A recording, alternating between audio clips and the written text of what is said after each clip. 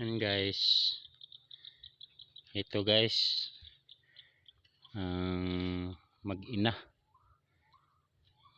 Mag-ina to,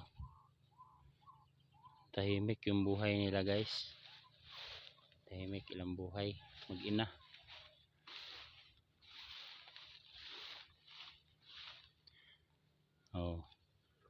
Ngayon guys, dito sa Palawan ang oras ngayon alas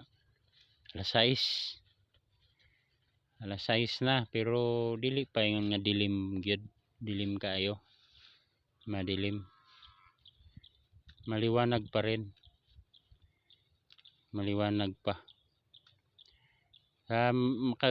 Mindanao kasi sa amin sa Bukidnon, pag alas 6 na wala na, ngit-ngit na, dilim na talaga.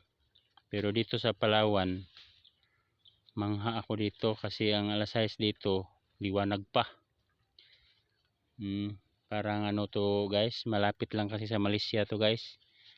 Bangka lang yung sakyan mo doon sa Batarasa, maging ano na ka, mapunta ka na sa Malaysia.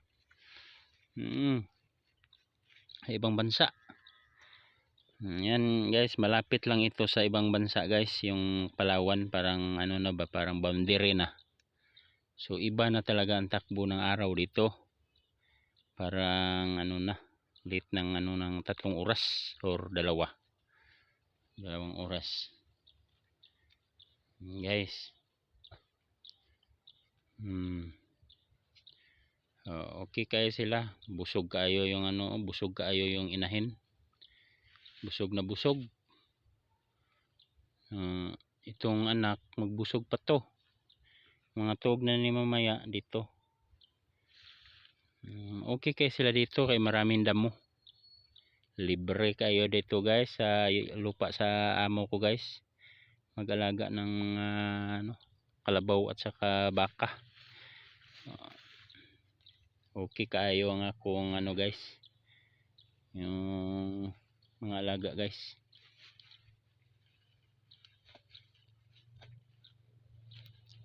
Kalabaw at saka mga baka guys.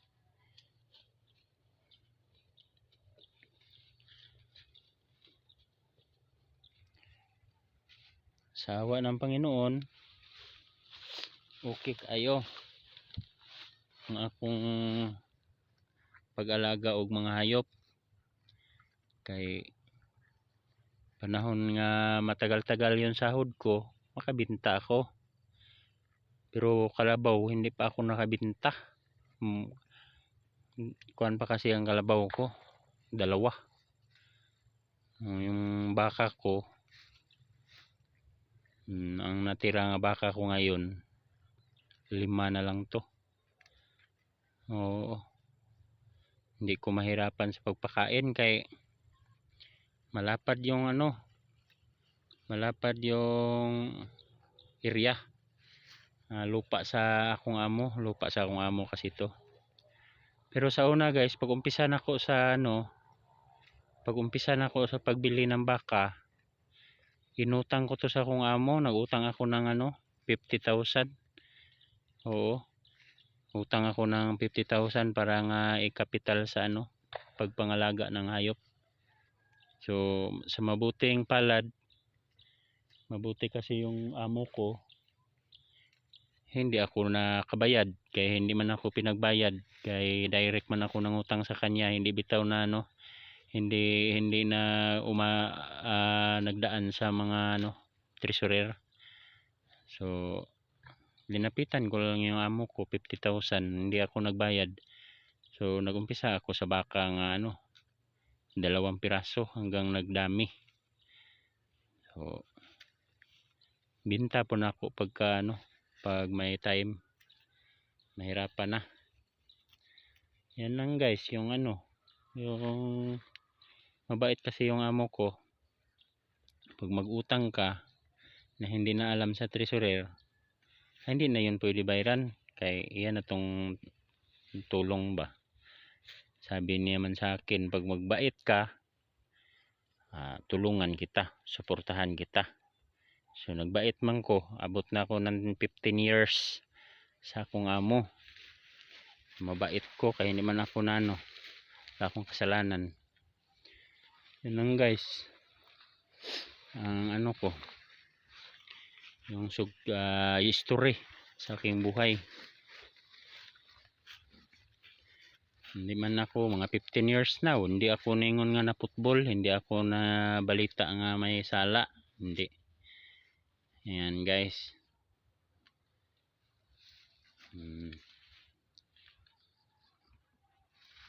Nang akong payo sa inyo guys, pag mantrabaho kayo, kabaitan yun ang ating punan. Kaya hindi yan magdamot yung amo natin pag ano, pag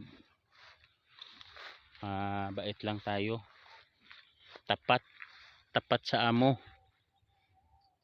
So ganyan lang guys ang ano, ang maipayo ko sa lahat ng mga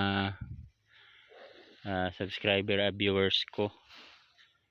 And guys, may payo ko sa inyo na magbait tayo sa atong amo para nga matulungan din tayo. Kaya kung hindi pa lang ako binigyan ng pira, hindi ako makabili ng baka. Yun guys. Pero nagbait man ako, nakabili ako, nagdami, tapos nakabili ako ng sasakyan na luma lang yung dilika van. Nakabili ako ng mga motor dahil sa kung naipon ng mga bigay-bigay sa aking amo.